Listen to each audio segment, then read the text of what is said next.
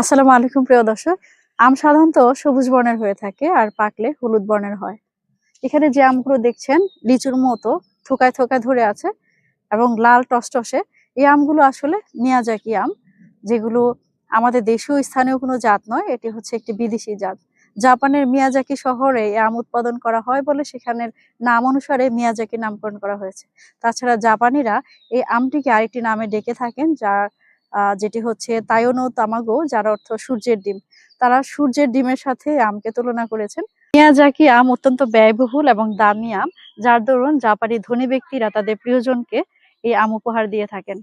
আর এই আম মিষ্টতা, গন্ধ, স্বাদে অনন্য বিবেচনায় আমাদের দেশেও জনপ্রিয়তা পাচ্ছে এবং আমাদের দেশে বিভিন্ন অঞ্চলে, বিশেষ করে পাহাড়ি অঞ্চলগুলোতে মিয়াজাকি আম কিন্তু উৎপাদন করা হচ্ছে।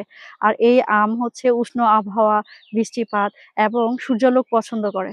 যত বেশি সূর্যালোক পাবে ততই আমের যে রং আছে সেটি আরো লাল হবে। ধন্যবাদ।